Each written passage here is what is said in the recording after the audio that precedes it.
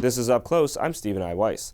In this week's episode, we talk about people who examine the natural world around them and find inspiration. For one of the greatest Jewish writers of all time, being a chemist was a major part of how he saw the world. Primo Levi also wrote about it. New Yorker editor Ann Goldstein discusses the translation project she led, the complete works of Primo Levi. And then, living in New York City didn't keep schoolteacher Leslie Day from communing with nature. We discuss her field guide to the neighborhood birds of New York City. But first, here's Ann Goldstein on Primo Levi. Correct me if I'm wrong, but my sense is that Primo Levi is a very rare Jewish author who's achieved a great amount of fame, a great amount of acclaim, but is more popular outside the Jewish world than in the Jewish world. In some ways that may be true, because he, at certain times, he was sort of, he many times said he didn't want to be known as a Jewish writer, and that may have been off-putting to some people. I don't know if that explains it. He's also one of his most famous book, perhaps his second most famous book is The Periodic Table, which is not a specifically Jewish book or a specifically Holocaust book. So I suppose that might play some role in it. But he achieved a great amount of acclaim, right? He won eventually. He did. Within his lifetime in Italy, he won several times kind of the National Book Award of Italy. He won a fair number of prizes. I mean, he's considered in Italy quite a big deal as a national author. Yes, he is. I mean, school children read Primo Levi. Right. And then I saw that in 2006, the Royal Institution, which is a famous 200-plus-year-old science institution in England, actually named The Periodic Table, which is in the second volume here, the best science book ever, right? Which means it beat out Charles Darwin, it beat out Stephen Jay Gould, it beat out every John Locke, every science writer in history. No, he's it is a great scientific work, but it's of course many other things. I think that I once heard that a chemistry professor at Cornell had all his chemistry students read the periodic table. So that was, I think, the Schocken Books, which was the publisher at the time, was very startled to get this order for hundreds of books. And so when you're getting into this, I mean, so briefly, what are the highlights of his career as a writer? Well, the first thing he wrote was If This Is a Man. I mean, he actually had written a little bit before that. He had written, I think, some poems, and he had started some stories. But he certainly didn't think of himself as a writer. He was a chemist. He was a practicing chemist, although he never actually got started because it was interrupted by the war. I mean, he did have some jobs during the war, the early part of the war. And then he was joined the resistance and was captured and sent to Auschwitz. And when he came back from Auschwitz, he began to write, and he wrote as he says. He had to. Well, I mean, I think this was true of many people. They wanted to tell what they had been through, what they had seen. They couldn't stop talking about it. Many of the witnesses, many of the survivors, and he felt that he just had to write. So he wrote in chapters, I guess you could say. He didn't think of them as chapters. He wrote down different experiences, and at a certain point, a friend of his read them and said, "This is a book," and so he put them together into a book. Not quite the version that we have now, but anyway, then he couldn't get it published, and finally, a very small publisher in Turin published it, Da Silva, and it had they published. I think it was like 2,000 copies or something. And it basically didn't sell. And it had been rejected by Einaudi, which is the great publisher of Italy and the great publisher in Turin, where, in fact, several of Levi's friends worked. Famously, Natalia Ginsburg rejected it. He then submitted it again to Einaudi at a certain point, and in 1960 or 61, and it was published, and then it became famous. And then he wrote The Truce, which was the follow-up book. Right. So this story of going through Auschwitz and of the long return from Auschwitz, these two books, came to characterize him in the popular imagination at first. But there's something there where Holocaust remembrances weren't really acceptable, weren't really couldn't become popular for maybe 10, 10 to 15 years right. after the war. Yeah, well, especially in Italy, or maybe in Europe, people didn't want to think about the war. I mean, it was a terrible time. They wanted to rebuild. That eventually, I mean, soon after the war came the economic boom in Italy, and people just weren't interested. And in America, just as an example, for example, If This Is a Man, the correct title of his memoir of Auschwitz, or book about Auschwitz, was called Survival in Auschwitz. So it was given this kind of, feel-good title. At that time, Auschwitz, I guess at that time, it was becoming, Holocaust literature was becoming interesting to people, but in that way of, we came through it, kind of, rather than focusing on his point, If This Is a Man, his more tenuous, what you could say, title, I guess. From there on, he seems to have many different versions, and he struggles with, I guess, what his idea of himself as a Jew.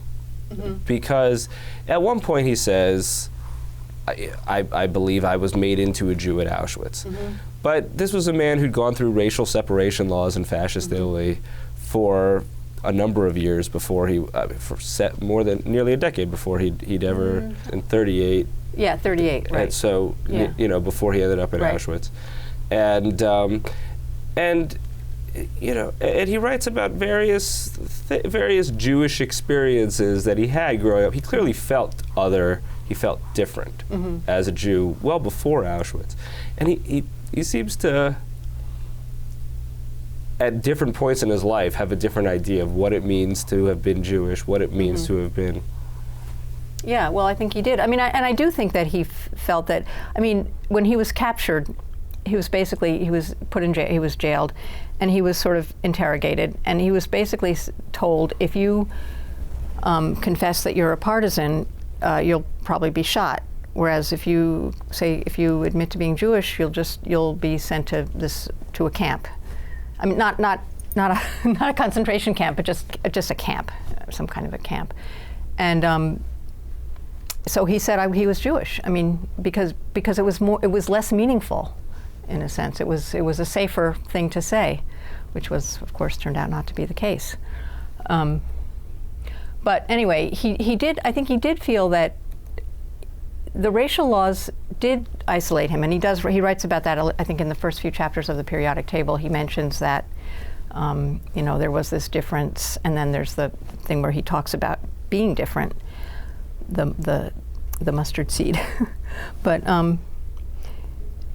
I don't think that I don't think he was a practicing Jew in any way.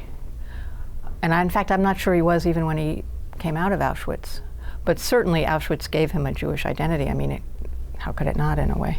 But he also, as I guess I said this earlier, when he came out and then when he wrote If This Is a Man and the Truce, he didn't want to be labeled as a Jewish writer. He wanted to be, eventually he came to see himself as a writer. Well, he saw himself as a chemist and a writer, and then eventually as a writer. And he didn't want that label of Jewish writer. And the only time he came to America in the 80s, he was very much seen as a Jewish writer, and he was really put off by that. I mean, I think why he do you was. Think that is? I think that he felt it put him in a narrow category. I think he didn't want to be categorized that way, and the Jews in Italy are pretty assimilated. I mean, they had been there for a long time. Many of the Jews were fascists.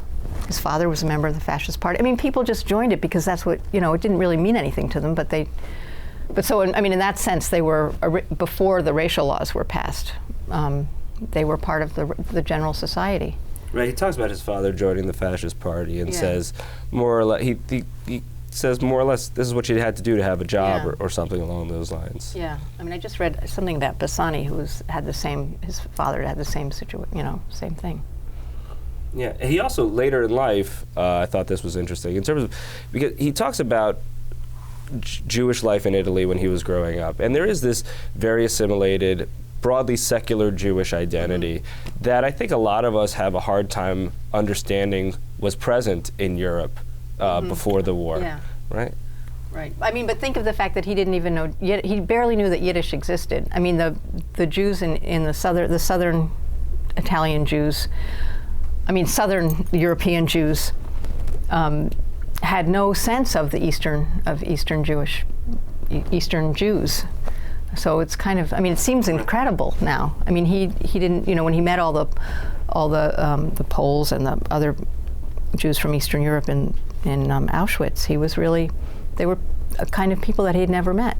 Right, you could almost list the handful of differences that he articulates between what it was like to be a Jew, as far as he knew what the differences were. Yeah, right. For all he knew, people were laughing behind his back about all kinds of things. But as far as he knew, the differences were basically you spent a couple years in Talmud Torah to get bar mitzvahed. You felt guilty when you bought pork, right? And you could had a smattering. And he speaks about in particular that there were a few hundred words that comprised not quite a Yiddish, not quite a Ladino, but this Italian Hebrew. The Piedmontese Jewish dialect. Yeah. So talk more about that dialect.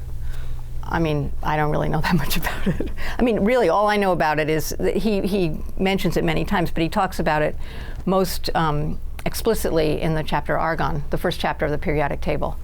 Which he translated, Yes, where he talks about words that his grandparents used. They had sayings. They all had sort of nicknames that were this kind of special dialect of a dialect, really. And then he liked all these kind of word derivations and wordplay, and then some of them seem to go back to Hebrew. That they would have special words for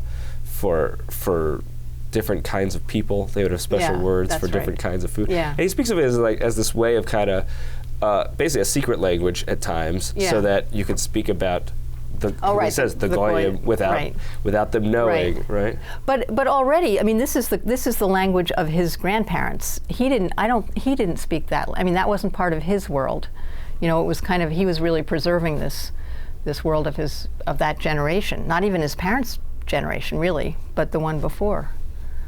Yeah, and he talks about how but also in how in Italian Jewish culture, you had this idea of the uncle and the aunt. Right. What was going on there? Well, I mean, it was a big family.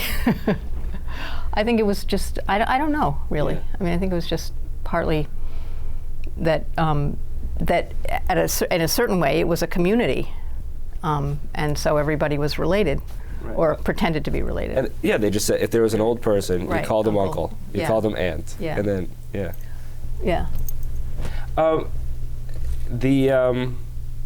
but I found it interesting that later in life, whether in interviews or in or in writings or what have you, he would quote biblical passages almost as though, I mean, I think it was he was in an oral interview where he quotes just off the cuff the passage from the Bible that's in the Shema prayer that he speaks about his father is learning that when you go down to lie down, when you come back up, and so on and so forth, and when you sit in your house. And when you were walking on the way, and he just quotes it, just la-di-da. He wrote a poem called Shema. But I mean, I think he did become. I mean, he sort of had to become somewhat more Jewish after Auschwitz, and I think he did. You know, then went back to, I guess, some things that he remembered. But I don't think he thought of himself as religious in that way, as. If that's what you're sort of saying. Well, but as learned, but it's specifically learned in these ways, you know, and focusing. It's interesting to me that he talks about the mustard seed and various concepts that we're familiar with from and he speaks about various scenes where you know that he's well read in the New Testament, but then he does quote these iconic Jewish. Yeah. Well, he did go to Hebrew concepts, school. Yeah. I guess he went to Hebrew school when he was a child. Yeah. Right, as you said, bar mitzvah and then out. And then at times, so his career started with this real push. It was autobiography, it was memoir, but then there was a large part there that was outside that realm. And how did he transition there, and how did he succeed there? Well, I think he didn't really transition. I mean, I think he had written maybe 1 or 2 stories, or attempted to write 1 or 2 stories, starting with these scientific ideas even before the war. But then after the war, I guess in the 50s and 60s, he wrote 2 collections really of science fiction type stories, or science, I think Calvino called them biological fiction stories, because he just had this idea about transforming, like a little, usually starts with some scientific point, transforming it into a little story with various, in various directions. I mean, he went, but, and they're they're very, they're often very funny, actually, and they're very, and they're not sort of weird science fiction. They're just sort of something that's not quite lifelike. Anybody, but, right. But they're not weird. Right. Yeah. I mean, like there's the salesman called Simpson who sells machines. There's a memory machine. There's a machine that writes poetry. So things like, they're more like that kind of. But those stories were quite successful in Italy. But I don't think they were published here, I don't know, in the 90s, I think, the early 90s, in 2 incomplete collections. Right.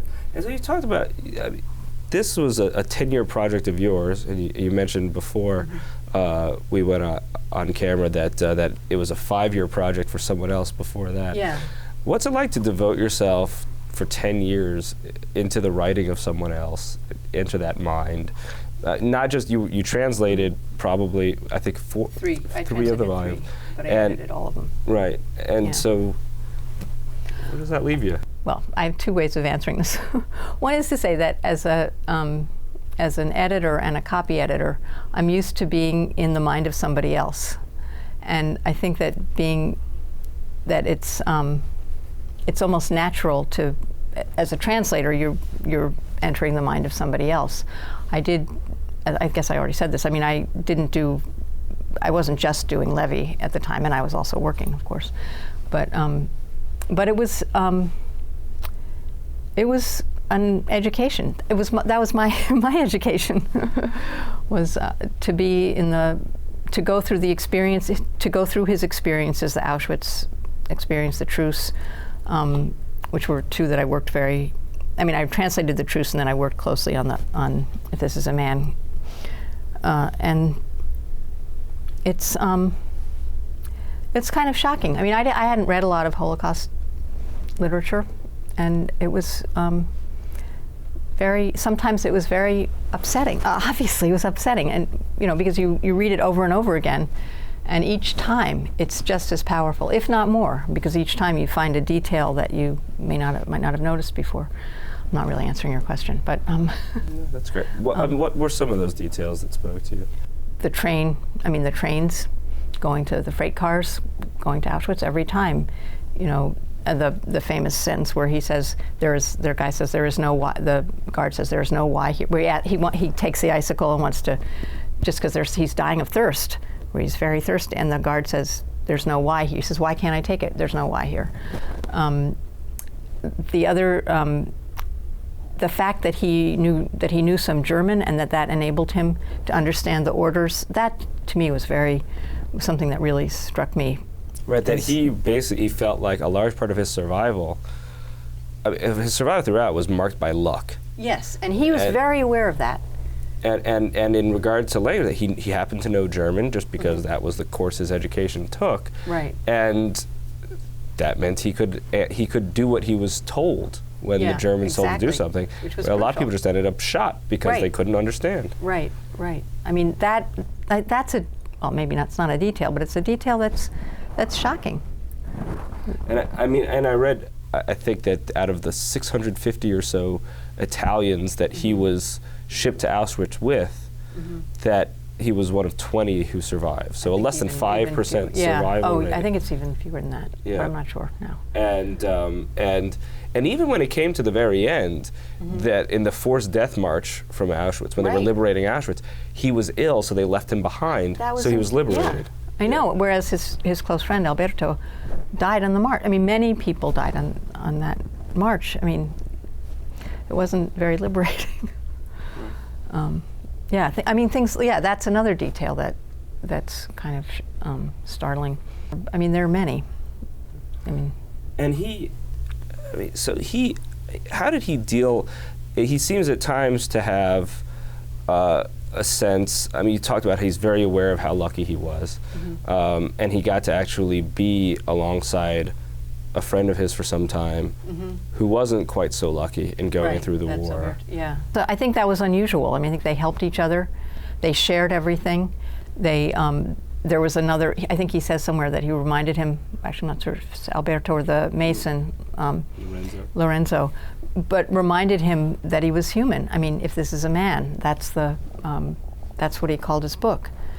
And he described, it appeared to me that the way he describes being human in Auschwitz was to still maintain one's sense of charity. And more or less there was someone who would give him a little piece of bread.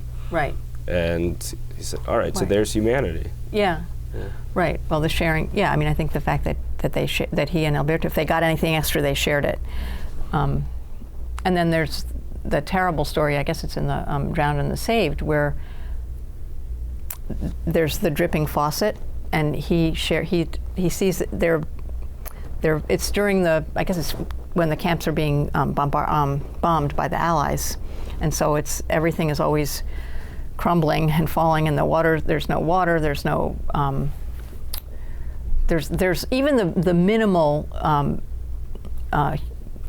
aids to human. What do you call this? Conditions. Water, food. When those things were becoming hard to get, they were in a. I guess they were taking shelter from the bombs, and he found a faucet or a pipe that was dripping, and he didn't. The only person he debates who he's going to tell, or if he's going to just drink it himself, and he does tell Alberto and they share it. But this third guy, another Italian Jew, Daniele, sees them and later says, "Why didn't you share it with me?" But I mean, it's he doesn't really have an answer. I mean, there's no. You make the decision at the moment. And also, he's a man who wasn't. In all these tragic circumstances, and then building himself up when he got back, he doesn't seem to have a great amount of reflection on himself and think of. He doesn't have a lot of depression, basically, but then later on in life he did. That specifically, as he started, I guess, getting some success as a writer and perhaps getting some successes as a family figure once he'd had a couple of children, he really was racked by a lot of depression. Yeah, I don't know. I mean, I guess it did come on later in life, but I think, I mean, he always had this tendency to depression. I don't think it had to do necessarily with his experience of Auschwitz. I think he was a depressed person, and he had, toward the end of his life, I guess he was also ill. I don't know how to understand it.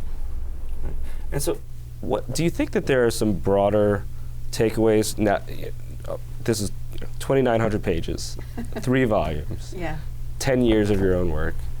What is some of what you're taking away from it? What am I taking away from it? Well, I mean, the literary. There's a literary sense of this person who wrote all these different books, some of them really wonderful. I mean, I think the periodic table is, the great autobiography, and obviously If This Is a Man and the Truce are also wonderful books. I mean, there's the experience of those books, there's the sense of this writer's mind, this chemist's mind. I mean, he writes a lot about science. I mean, one of the hardest things to translate is some of his scientific things. He describes scientific processes. He describes,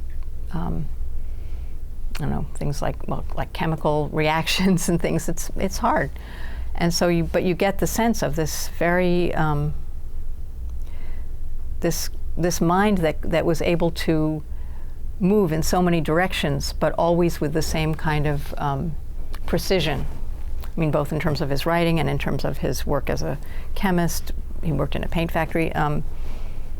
So those are some of the things I would say. And his language. I mean, the language itself is great. Well, let's hope we keep getting a lot more from his language. Ann Goldstein, thank you for joining us. Thank you. And now, Leslie Day, looking past the concrete and grime to find beauty in birds. So a lot of people think of urban life as something devoted to architecture, as devoted to commerce, as devoted to all the various services and transportation and things that you need in a city. But you've been living in New York City, in Manhattan, for the great quantity of your life, and you're a nature lover. You've written 3 books about the nature of the city. I'm a New York City naturalist. Yeah. How do you come to that? How do you carve that out? I've always loved animals, and I've always loved being close to nature. It's when I'm the happiest. I was born on West 73rd Street, stone's throw from Central Park, and then for 36 years we lived on a houseboat at the West 79th Street Boat Basin attached to Riverside Park. And so I am aware of how green New York City is. And having spent so much of my life in parks, I'm also aware of the great biodiversity of life in the city. And it's because we have this extensive park system, but it's also because of the great visionaries in the city, going back to Frederick Law Olmsted and Calvert Vaux, who designed Central Park, Prospect Park, and how they preserved these areas so that people will be able to get out of the tenements and out of the heat and find some respite and be surrounded by the beauty of the natural world. Right. And a large part of what makes you able to write these books is not just that people will go and find respite in these areas, but that animals will, and specifically here, birds will. Without these parks, and without the trees and the 500 miles of coastline that surround the archipelago that New York City is, you wouldn't have such diverse bird life. We sit on the Atlantic Flyway, which is the route birds take from their wintering feeding grounds in the South America, Central America, southeastern United States, up to their northern breeding ground in the Northeast and in Canada. And many of them see the parks that we have and drop down and rest and feed and then move north to have their babies. But many of them stay and nest. So wherever you have trees in any park, you'll find nesting robins and orioles and blue jays and all kinds of finches and birds of prey, owls and hawks. There are even some eagles nesting in Staten Island now. And so because we've preserved this area, they'll come, and because they're here, it makes life just so wonderful. And I think for most people who are into this kind of stuff, they imagine that the place that they'll go to find it is a vast national park. There must be something different about saying, oh, I'm going to go look at a bunch of birds and I'm going to take the subway to get there. It makes it very easy. I mean, you don't ever have to leave the city to see a great majority of the birds that are alive in the United States.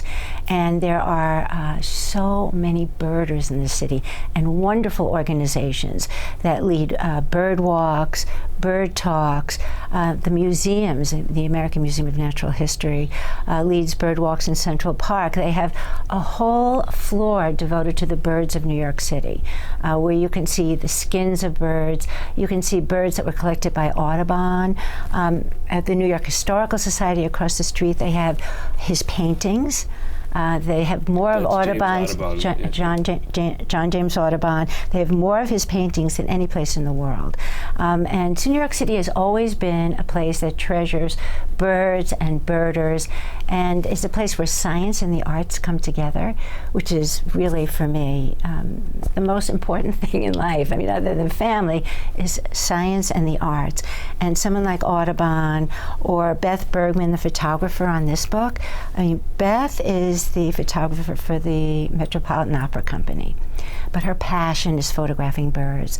And she has spent years and years and years of her life in Central Park and Riverside Park, patiently photographing birds. And Trudy Smoke, the illustrator of the book, and my best friend for 50 years, is a professor of linguistics at Hunter, but illustrating nature is her great passion. And so you find these people who love science and love the arts and can bring it to people, the people of the city and of the world. That's one of the things about the city in general, is that you have people who have careers that they need to earn the money that they need, and then there's the passion. And even for people who say, all right, I'm a photographer at the Metropolitan Opera, which is, for a photographer, that's a pretty great job. Yeah, and it's a pretty artistically inclined job, and so on and so forth. Then there's still, even then, there's still always something they're doing on the side. And that's something you find for lots of people generally, but I mean, particularly in the city, you find people just finding that they have to do something more, right? Yeah, it's her passion. Yeah. I mean, you know, she doesn't make money from it, but she just loves birds and loves being out in nature. And I mean, I was a science teacher for many years. I recently retired a year ago, and now I'm devoting myself to further study of nature, writing more books about it, leading walks, nature walks in all the major parks, the High Line, Fort Tryon Park, Central Park. I just love being out there and sharing my knowledge and just awakening something in people that helps them connect to the great natural world in our city. Please talk about how it's easier to do some of this if you can just get on the subway as opposed to planning to go hundreds of miles. How do you feel it might be different? How do you think the experience might be different? As you know, if you meet people from the middle of the country or meet people who go to all kinds of places, and when I imagine you meet some of them in these birding activities as they come to New York too. Yeah, there's ecotourism where people or birders will. I mean, I have a friend who goes around the world searching for unique birds, and she's been to every continent in the world. But she's from the Bronx, you know. So when she can put her binoculars and her bird guide in her backpack and get on the D train and go somewhere to go birding and meet other New Yorkers, I mean, it's a wonderful feeling that here in this diverse city, this is a passion that brings so many different kinds of people together. And you feel proud, you know, you feel like it's easy to get on the train or the bus or just walk to your park, you know, and go birding. But it also is a feeling of camaraderie and of sharing something really special and unique. You keep talking about the passion to find birds. There's an aesthetic element there, right? Because you're looking for, it's this search for beauty. For beauty. Mm-hmm. What? There's something more. Yeah. Yeah. I mean, it's you know, there are different things that some people need to hear music, to be ensconced by art, or to be studying history. There's something that just speaks to your heart and your soul that makes you happy. And when I'm walking in the park or walking down the street, my eyes are so attuned now to something moving, or even crawling on the sidewalk, because I really love all of nature. And right away I want to know what it is, where it's going, how it's living. It just speaks to me. You know, it's a vocation, and it's just something that touches me deeply. But there's also a specific way that birding works and that learning about birds works, because I could see all kinds of birds in a given day and say they look beautiful. But I think for a lot of people who are involved in birding, and I think maybe this is a human characteristic overall, but even you talk about this at the start of your journey, where you saw a bird and you didn't know its name. And you were drawn to what it looked like, but you wanted to know its name. And then somehow this idea that if you can name these birds, and you see this is part of the thing, people want to know the names. They do. But you know, every child, I mean, when our son was a baby and he was starting to talk, he'd say, what that? I mean, you want to know the names of things, because then you can communicate. But for me, and I think for almost every naturalist or person who loves nature and animals, something happens something happens in your life that's very personal. And for me, it was this one bird. And it was at a time we were living at the 79th Street Boat Basin, and we had 2 dogs, and I used to walk them around the ball field every day. And every day I had a pocket full of seed. Our neighbor had a parrot named Bobo, who was like 80 years old, and he was very picky about what he would eat. And Werner, the neighbor, would give me the leftover seed, and I would throw it out for the pigeons and starlings. I didn't know the names of any other birds. And one day this beautiful little bird showed up. I don't know, about 8 inches, a tawny brown with a red crest and a red beak. And she would be out there every day, 3 times a day when I walked the birds. And she would almost come to my hand.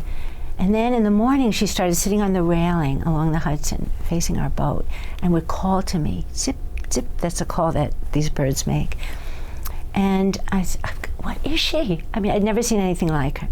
I didn't even know it was a female. So a friend of mine had the Audubon Field Guide to North American Birds, and I borrowed it. And I discovered it was a female cardinal. And she followed me for 3 years. So it was my outdoor pet. And once I think I was teaching at the 92nd Street Y at the time, and there was a blizzard. I left early, and I was coming around the traffic circle to the boat basin. And out of the storm, she flew right up to me, calling and calling and calling. So I ran home, and I got a bag of seed, and I went out and I pushed the snow away, and I put it down on the ground, and all these birds came down. Crows and blue jays and starlings and pigeons. They were starving. There was no way for them to get to seeds. And I wanted then to know the name of every bird, every tree, every mushroom, every fish that swam by the boat. I was hooked, and I started taking classes. I went back to school. I got my master's in education. I went to Columbia and got my doctorate in science education. I mean, she totally changed my life. This one small animal just awakened something in me. And so one thing led to another, and I started writing books. But it's because of her. Right. She was my inspiration. Yeah, and there is this kind of, as you described that series of events, there's this back and forth, this tug and pull between humans and nature, and human nature and nature within the city environment. And it's this, on the one hand, an effort for naturalists, for birders and so forth. There's certainly, you see on the one hand, an effort to want to preserve and to not disrupt.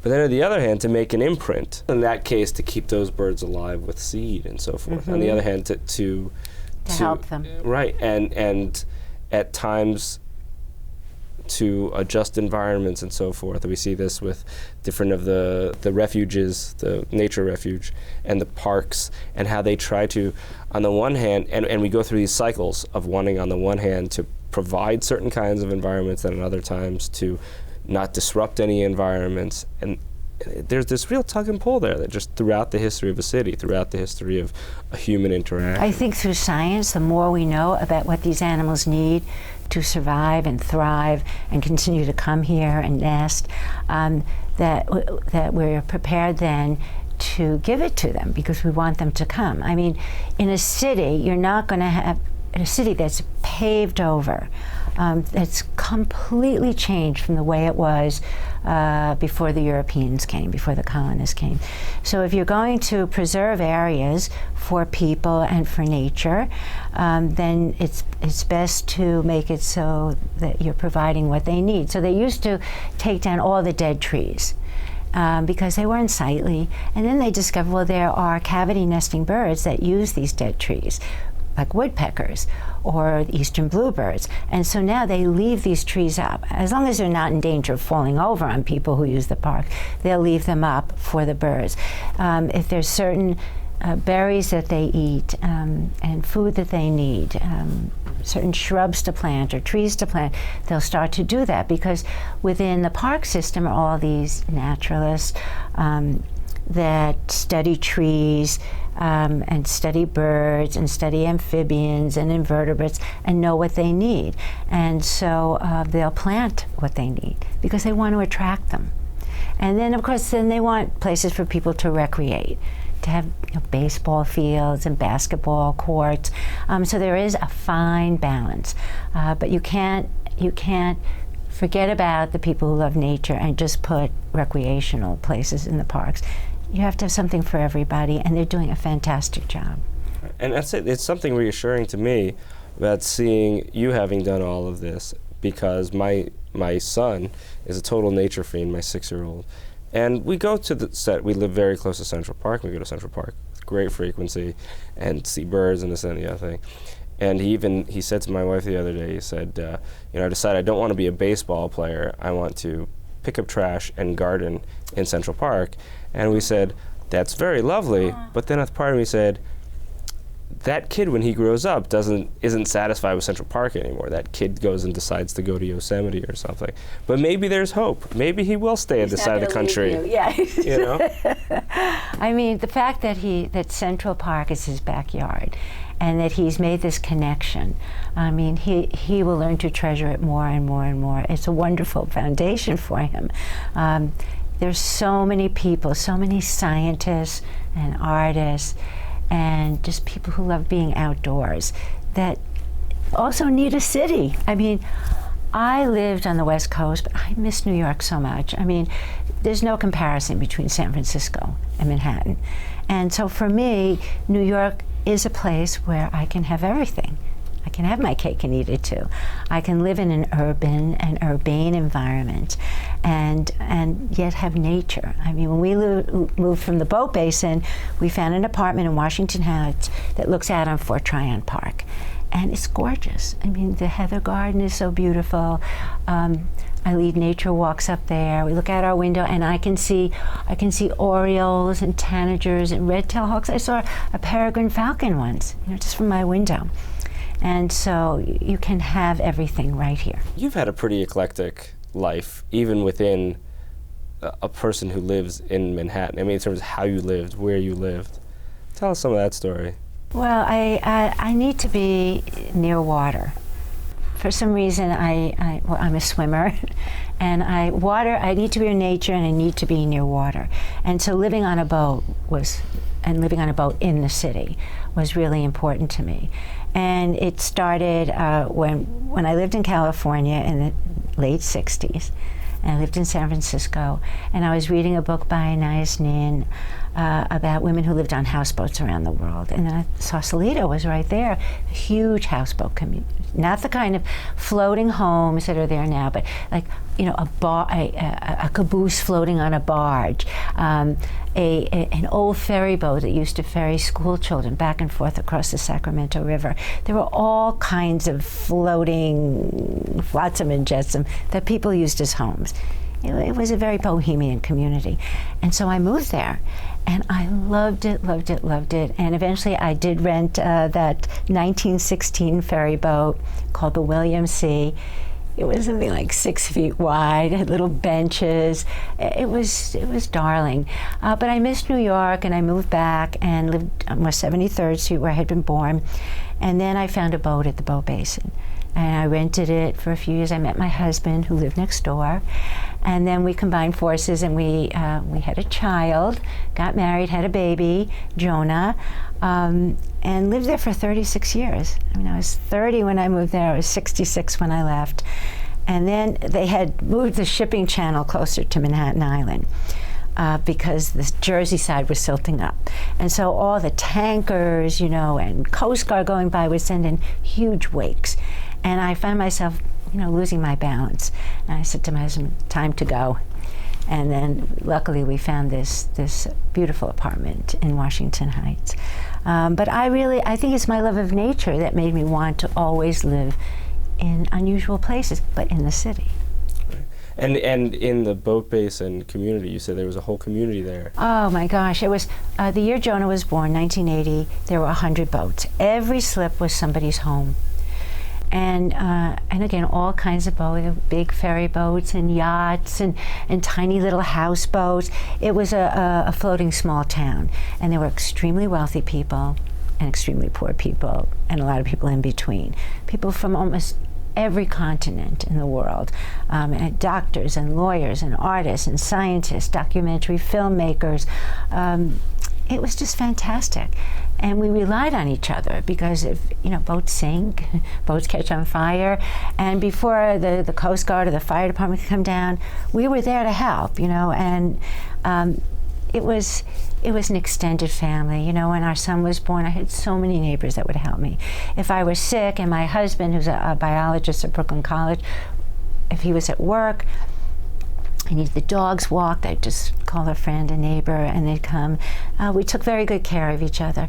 And then the city has whittled away at it. There's just a few boats left where people live there year-round. And it was a wonderful long run, 36 years.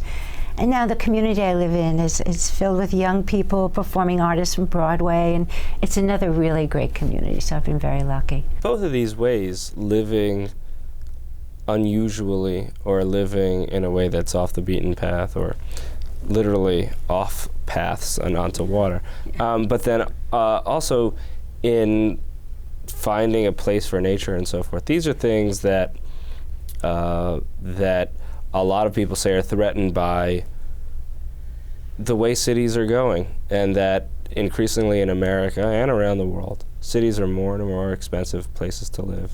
They're becoming denser and denser. We're building them taller and taller, and especially in Manhattan.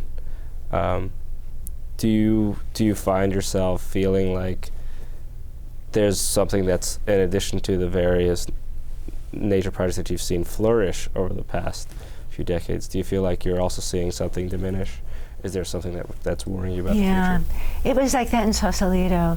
They got rid of, I remember the day that they had the little crummy houseboats taken out, and people had lived on them, had a parade, and it was like mourners walking at a funeral. It was the end of a lifestyle.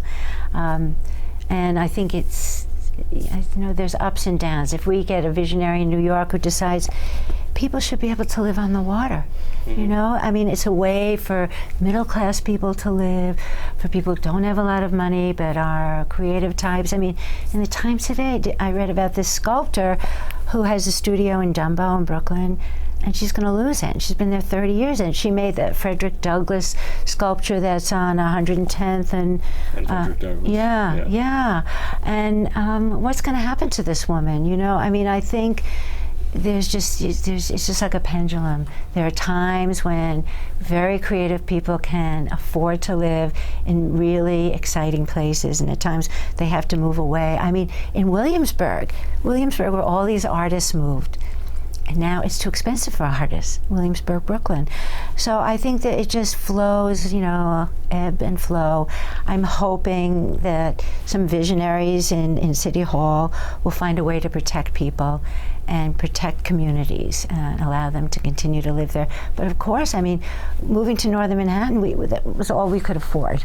Both teachers, and but it was still a place where we could afford, and a beautiful place. Let's see if people can continue to find these beautiful places in the midst of their everyday lives. Leslie Day, thank you for joining us. Thank you so much, Steve.